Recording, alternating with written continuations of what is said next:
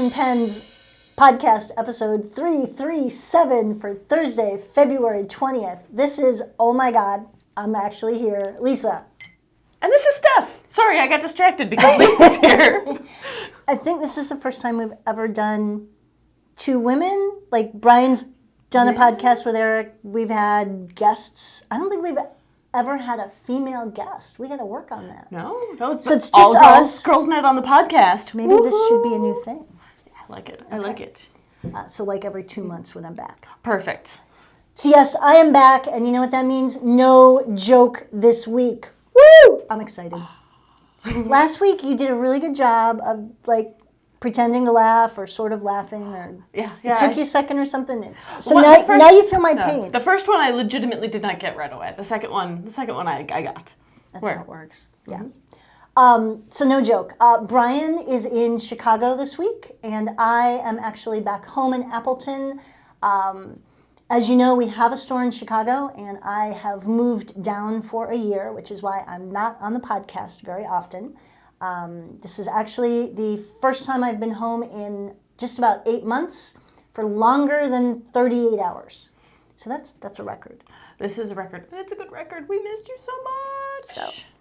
So, but it was weird because we got a new car, and I haven't driven in 7.5 months, and we got a new car, and I had to learn to drive that. And then there was a whiteout on the way back, and there's no key, so to the car. So it's just kind of weird. It's like, here's your new car. Please drive 4 hours through a snowstorm in heavy Chicago traffic. So I'm kind of looking forward to getting back, but don't tell Brian. That'll make the return trip seem really easy by comparison. Train and bus, way easier. So anyway, we are going to jump right in and talk about some product. I actually got to hold one of the new Platinum, I'm going to mangle this, Curidas, a retractable fountain pen by Platinum. I got to hold one that a customer brought. He'd purchased it overseas. It's kind of chunky.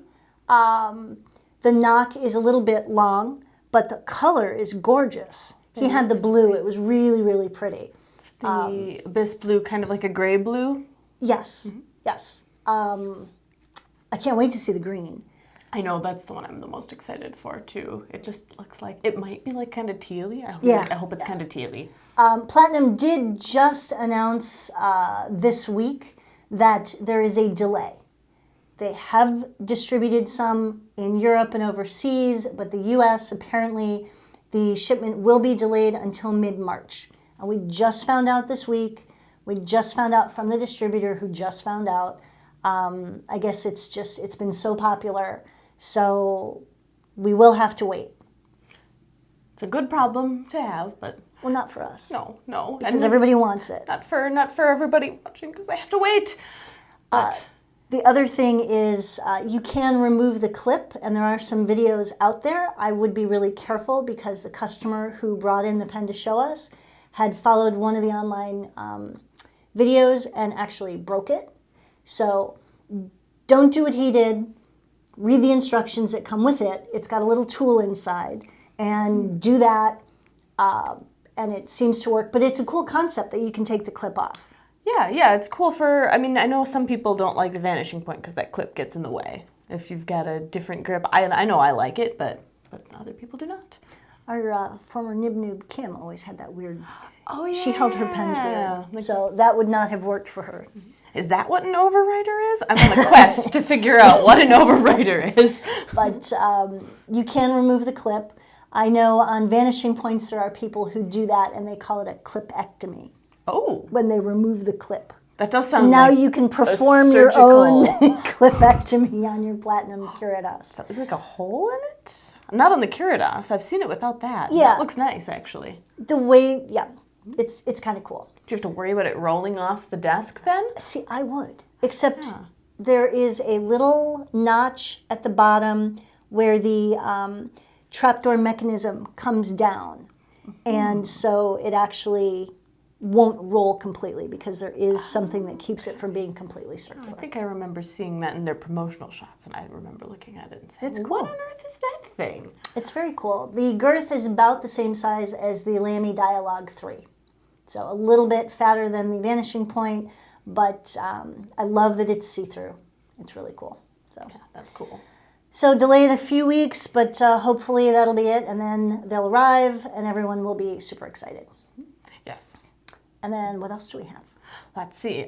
We've got a new ink from Sailor coming out. The limited edition Sailor ink. The eponymous ink. There you go. It's my word of the day. Eponymous. Is that like a platypus?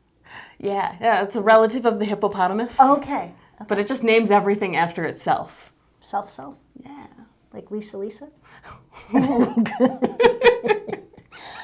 So Sailor released the ink in honor of the 15-year anniversary of the Sailor Ink Studio inks. 15 years. 15 years. And we all just got it here in the U.S. Yeah, we're It's behind so the cool. times. I know. But that 1, So- 2, 3 though. I know. 1, 2, 3, and 162. I put that in a pen. It's awesome. And 174. I have that bottle on my desk right now. I put 941 in our bespoke pens because a special nib deserves a special ink. And it's That's- gorgeous. 941. Is that like one of the dark, One of the almost blues. blackish ones? No, not that dark. Just Okay. a really pretty blue. And this also, back to the Sailor ink. That's also a really pretty blue. Yes. Yes. So for 15 years, the Mixmaster, the Ink Studio Mixmaster, Osamu Ishimaru, did I mangle that enough? You mangled Close it exactly enough. the same way I would have mangled it. Has gone around to a lot of different small stores in Japan and will create custom colors for customers. And they've been doing this for 15 years, and that's where the Ink Studio inks come from. And so in honor of that, they have created a limited edition color called Sailor's Sailor Ink. And it's gorgeous. We will have some, and we are super excited about it. It's a limited edition ink, right? I believe so. With are they numbered? Or I know they come in a special box that looks like a little tuxedo thing. Yeah, it's cool. I don't remember if they are limited or not. As in numbered. I don't think so, but Yeah. I could be wrong. We'll correct anything in the notes later. All right, what else? Let's see. We've got a Retro 51 Chicago pen that is Yes. still on its way and still so gorgeous and apparently glow in the dark. I learned this last week. This is so crazy. So our Chicago pen that we've had, and we'll talk about retro in a minute, but it was very popular. It sold really well. We're very proud of it. It was definitely a team effort from everyone here at Anderson Pens when we designed it. But it wasn't until we'd had it in, sold several hundred of them, that we discovered that it actually glowed in the dark. And the owner of Retro says that that's a common thing for the artist to do, is just kind of sneak that in there. Because I was talking to him on the phone, and he was just laughing, and he said, yeah, that's what they do. They just sneak it in there and wait and see how long it takes you. And I'm like, I didn't even know. So those are on order. They will be here probably early summer. We will have one last run. And many of you may know that Retro 51 has announced that they will be retiring. Last I heard, and that was earlier this week or late last week, they do still plan to retire, to close their doors. And so if there's something that you've been thinking about, grab it now before it's gone, because as they sell through things in the distribution center, they may or may not do one more last run. Like, let's say the Kiwi Classic Lacquer may not be as popular as the Albert. And so they may do one more run of the Albert because they know that they can sell those before their desired end date. So things already have been sold out and will continue to do that. But we will have our Chicago. I have to check and make sure I have one. I know, right? Like, I don't think I have that one yet, and it's a good thing because we're pre-selling it, Yes. so you can place a pre-order now and make sure that Yes. you've got one earmarked for you instead of waiting until they come out and maybe then- you get one, maybe you don't. Exactly. You know, we don't know Because- how crazy that rush will be by the time midsummer comes around. Right. You know, it's already been pretty crazy. Because once they're gone, they're gone. And we are pre-selling it, and when those are sold out, that'll be it. So, switching completely, we have a couple new things that we're working on down in Chicago, and this is one of them. I do free pen cleanings. Technically, we have spa day Saturday, but I'll clean your pen any day of the week. And I wanted, a lot of people don't know how to clean their pens or just don't want to, and so I always make sure to check the cap. And you'd be shocked at how much ink is in the cap. But on pens like Vanishing Points or something with a long cap, you have a really hard time getting down there. So we now have these available for sale. Yay! And yes, they look like similar to what the dentist uses to numb you up. So I'm trying to change that stigma. Yeah, let's make these things fun again. On guard. Ah. Oh, they're good practice swords, because if we accidentally poke someone, there's You a can't soft hurt anybody. tip. You Yeah. know, one of our pen friends, my little pen sister Jenny, is actually taking fencing, so I need lessons. She needs that. Yeah. So anyway, I'm all choked up now. These are perfect. We don't have a pen. We could clean the inside of this retro. These are perfect for reaching all the would way fit, down at the end of a barrel, at the end of a cap, to clean out. What I do is I'll get it wet, just damp with some water, and then just swab around the inside of the cap and get any of the ink out there. It's also good for drying the inside of the cap after you've cleaned it. Make sure you get all that out there. And it's got a wood stick. Yes, so it's, I like that they're eco-friendly. Yeah, no single-use plastics here. They do actually work. You can, if you get them wet and then let them dry, you can use them a couple times, and that's what I do in Chicago. Makes sense. There you go. And we do sell them in 25 packs and 100 packs. You are going to find more uses than you think for these. Yes, I need to bring one home just so I can find all the different things that I can clean now. And make a list. Make a list? Sure, of all the different things you can clean with. Yeah, it'll come in handy later on. There you go. So you'll find all sorts of off-brand uses. Aside from cleaning pens, if you need to Trying to think, what do you need to dig deep into and you never have anything long enough? I don't know. We'll come up with something. If I have a clog in my drain that's just like a couple inches down. Then this is going to break and you're going to clog it more. That's a good point. Okay, I'm not going to try that. Thank you. I'm glad I talked to Lisa before this. I have to have a practical person in the house. There you go. So Brian right now, while I am here, is down in Chicago all by himself at the unrestored, I don't know what that is, but the unrestored vintage event. Mm-hmm. So Brian is in Chicago with literally counters covered in unrestored vintage pens. We never ever do this, so I can't stress enough how rare this is. But we finally sat down together and discovered that, or came to the realization that he just has way, way, way more pens than he will ever be able to restore in several lifetimes, and it's time to let some of these go.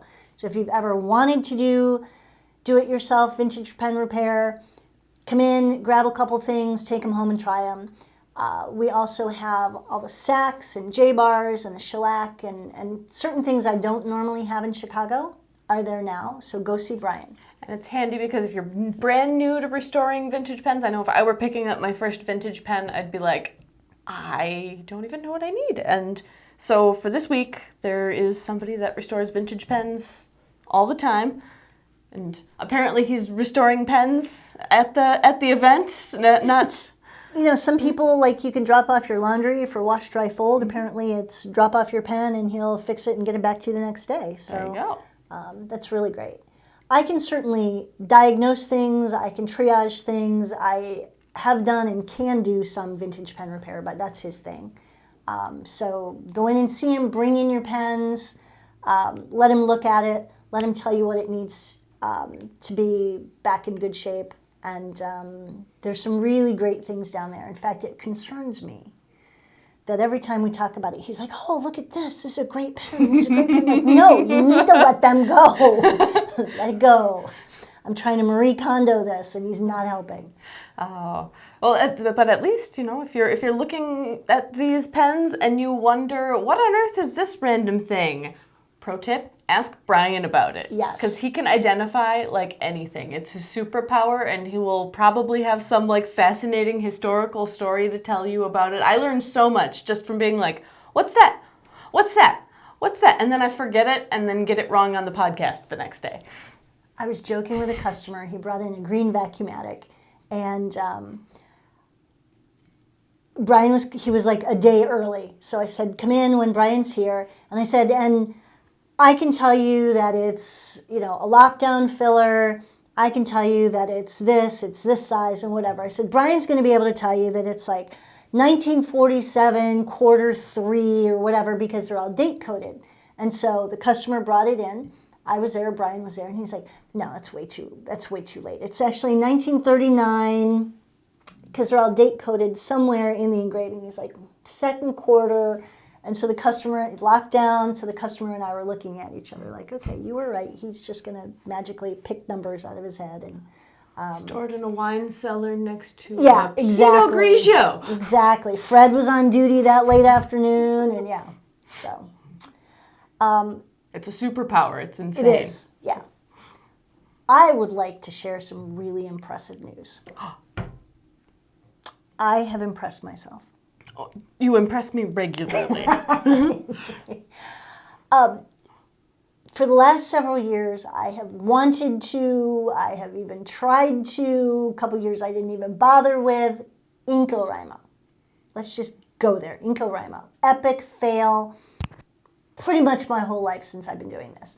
One year in LA, we received the funniest letter ever for NaCoWriMo, slipped under our hotel room door by someone near and dear to us. And, you just can't beat that. But I was determined to do NaCoWriMo at least better than nothing. And so far, this month, I have mailed 23 postcards. I just counted them earlier. 23. And I've got 3 more. I know. Well, postcards are easy. It's low commitment. Well, but still, that requires a habit of letter writing regularly. Well, the trick is to get the stamps. Yeah. I've written them, and then I've just never mailed them. So I actually bought the postcards in advance. I bought the stamps in advance. I got all the addresses and put them on labels. So I don't even have to go back and look. They're already just peel it off, slap it on. Make it so that all you have to do is the fun part of actually writing the letter. That's the hard part. That is the hard part. What do you say? You've got like this much room. So I've written to several friends. I sent a postcard and a Valentine's Day card to my daughter, who's actually going to write me back. That's pretty cool. I've gotten some mail, but yeah, 23, and then I have another 3 to hand deliver here. And I'm determined to actually not only meet the 29, of course, I have to pick the year that's a leap year, right? There's one more day. I'm going to do 30 just to show that I can. Yeah, round up. And then I'm then I'm one ahead for next year. Oh yeah, that's true. So if you miss a day, carry over? I think so. I think that's how it works. Have you ever done it? I have never done NaCoWriMo. I am ashamed to say that I can probably individually recount all of the snail mail that I have sent in my life. Do you know what it stands for? International Correspondence by Writing Month? International Correspondence Writing Month. Yes. I did rename it one year. Oh? Into NaCoWriMo. Ooh. We even had note cards that had little rhinoceroses. Rhinoceri? I remember seeing a logo like that. Yeah. It was like a rhinoceros button. It Yes. said NaCoWriMo. Yes. So. And he was looking around behind him like, Yes. What? Is there something? Something on there? Exactly. So I just want to say, send me your address. I will write to you. Maybe 4 sentences on a postcard, but it's been fun. It's been fun to reconnect. So it seems like it would be, when I sit down to like write a card or something, it takes me a little while to get myself into the right headspace to like figure out what to say, so I'm not just like writing 4 sentences of absolutely nothing and then like, oh look, I wrote a thing. But that's what I've been doing. And I think you kind of have to do that. You have to warm up your brain for correspondence a little bit. And if you do it enough for an entire month, by the end of it, it's like no big deal, I bet. Well, a couple of my girlfriends got married. A couple people retired. My mom is down in Florida, so mainly my postcards to my mom are like, please send heat, please send sunshine, please send heat, please send sunshine. I keep telling everybody that lives in warm places to do that. And Yes. It keeps getting lost in the mail. I don't know what's happening. Get an address label and stamp. You got to put the stamp on it. That's why it's not getting there. That's why it's still supposed to be like what, like -5 today? I know, it's crazy. Help. If you live in a warm place, just Inco us your weather, please. Yes. It's really cold. Please, please, please. Sunshine and heat. Yep. Yes. All right. What else do you want to know? What do you want to talk about? See, you've got a couple things that you do regularly in Chicago. We should probably remind everybody of all that fun stuff. I do. You know, said you clean pens on... It's kind of funny. We officially have spa day on Saturday. I'm qualified to clean pens. I mean, I can clean my own. Highly qualified. And I have done it. But for years, it was just easier to just hand it to Brian and just say... That is low-key a habit we get into it. Can you around please the clean shop. these? I'm going to ink these up.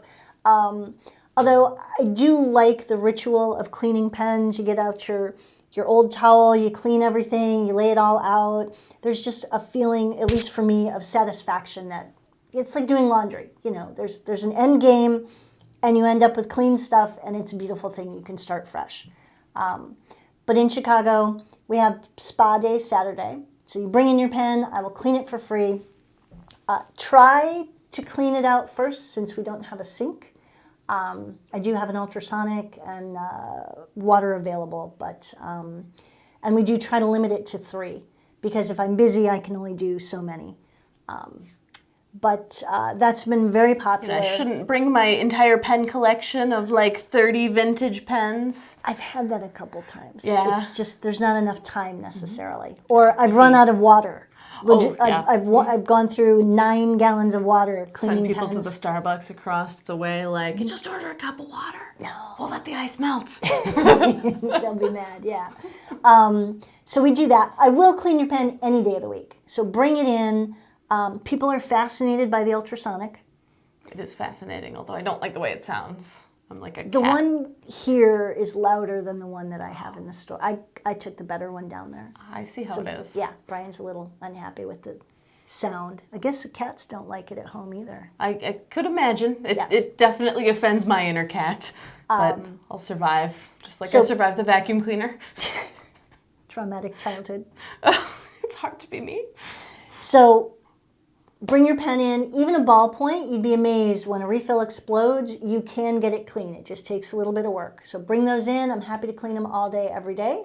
Or even better, bring them in this week and let Brian do it. That's the way to do it. On Fridays, we have an ink of the week, and we try to rotate. It changes almost every week. Sometimes we keep the same one for 2 weeks. So we pick a color, and on Friday you can bring in an empty pen, and I will fill it with the ink of the week so you can try something without committing to it. You know, sometimes you want to try a new color, but you don't want to buy the bottle. You're not sure if it's the right color for you or not, or you've never really thought much about trying purple or brown. Or red inks. Like I never do like red and burgundy inks. I never think about it, but you know, if you've got a fill up for free, why not? Come in and try it. What's the harm? And that's been really popular. And then on weekends, Friday, Saturday, Sunday, and Monday, you get a free ink sample with purchase. And we started out with a giant bin, and over time, everybody picked out all the good colors. So right last week, we were down to like black and blue black. Brian just brought me a bunch, so it's nice to have some color back in there. I was wondering what would end up at the bottom of that barrel after everybody had picked out what they wanted. Lots of different shades of black. I guess that makes sense. So, what else do I do there? That's about it on a regular basis. We're big into refills down there, so bring in your ballpoints and roller balls. Make sure you get the right refill.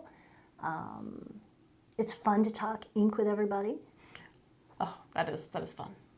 I like writing the social media stuff for the Friday fill-ups because you get to really like think good and hard about what makes that color nice. And I was surprised. I don't choose shimmer inks, but one of the inks we did was the Herbin Kyanite. And I did all the right things. I put it in my pen that had a broader nib. It's actually really cool. I don't know that shimmer is my game always, Maybe I'm just not a shimmer person, but That's okay, but I'm surprised you put one in your pen voluntarily. I did. Last time I proud of did that, you. Brian made me do it. But no, it's you have to show it to people sometimes. And I actually have had several gentlemen who chose that because they liked the color, and it was It's a just enough beautiful sparkle. blue. Yeah. Yeah, it's not like in your different. face sparkle. Yeah. Like So, do you ever use shimmer? once in a while. I guess I'm really lazy about cleaning my pens. I would totally take advantage of Pen Spa Saturday. I know there are so many people I hear love that ritual or even, just love having completed it. That's not my jam. I really love handing my pens to somebody else and saying, "Thank you, I appreciate you so much." Okay. So I tend to avoid them for practical reasons, but I like the little bit of shimmer. I really like having it in transparent pens so that I can see it settle to the bottom and then shake it up and then slosh around. So you just need a lava lamp on your desk. That's what you really just need. That would be dangerous. I would never get anything done. Can we get a lava lamp with shimmer? Ooh, I bet you they make those. That would be cool. We'll have to look into that. All right. So if anybody knows of one, send me an Amazon link so we can get one for Steph.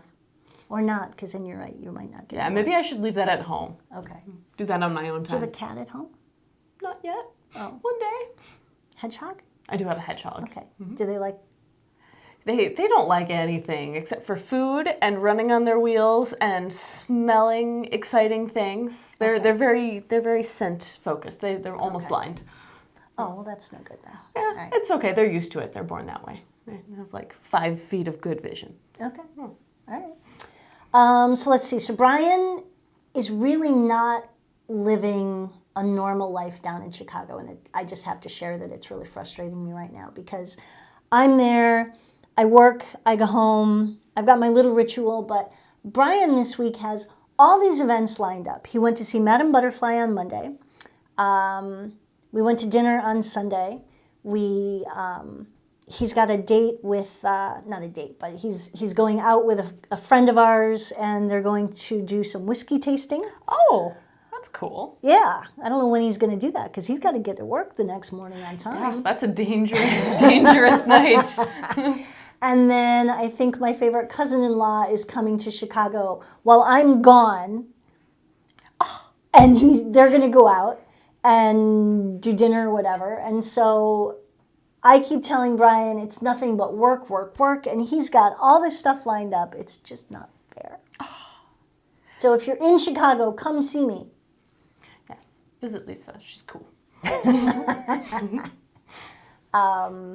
What else? Let's see. I hear you go to sushi on Fridays. I do. I've come up with a routine. So the Art Institute of Chicago is 2 blocks from the store, and we have a membership. And so on Wednesday, Thursday, Friday, it's open late until 8. And so Thursday, I try to go after work. We close at 6. And so I've got, by the time I get there, hour and a half, hour 45 that I can go do an exhibit or 2. And I really try to take some time and not rush through the whole thing because I can go every week. Just catch the new stuff. Yep, yep. Warhol just finished up. I was just reading in the paper they are going to have this gorgeous new set of Tiffany windows that were in some church in the Northeast, and they're being removed or have been removed, and they're going to install them at the top of the stairway. So I can't wait to see that. It's going to be gorgeous. Oh, interesting. It's going to be absolutely gorgeous. But I try to do the Art Institute on Thursday.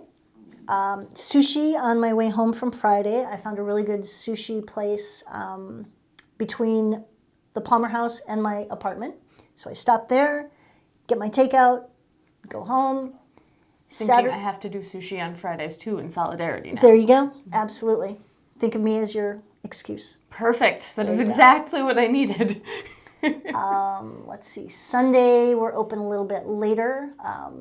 We open later, so it's 11 to 5. And so I'll try and do grocery shopping in the morning. And that's about it. Lots of exciting Chicago Target adventures, and the architecture here must seem so small and new now. Here in Appleton, we have a building that they took the facade off of. So it's been fun to see Gabriel furniture. Yeah. Oh my goodness, you missed that gradual transformation. You just get to see the end product. Yeah, it's beautiful. I hate it when gorgeous buildings get covered up with just basically drywalling it. I didn't even realize that they had such a beautiful facade underneath. Yep. Yes. So Brian sends me pictures periodically. Yeah. So it's been cool. So I guess we'll wrap it up. I guess I have to get some work done while I'm here. Is that so? They're making you work on your week of freedom? I know. So thank you for joining us. I will be back in another 2 months. So if you're in Chicago, come and see me. And just hang in there with Brian and his bad jokes. Please, just hang in there. And if you're not in Chicago, rest assured, she will be back. She is not gone. She is just far away. I just moved. Join us next time for more talk about pens, ink, and paper, and whatever coat adventures Brian has had. And follow our blog for all sorts of news and ink reviews and other cool stuff. Check us out on social media as Anderson Pens. And visit our store in Chicago on the ground floor of the Palmer House Hilton. Open 7 days a week still, right? 7 days a week. Monday through Saturday it's 9 to 6, and Sunday it is 11 to 5. And their website is chicago.andersonpens.com. There you go. Make sure to like us and subscribe, please. That'd be cool. Thanks for watching. Thumbs up. Take care. Bye.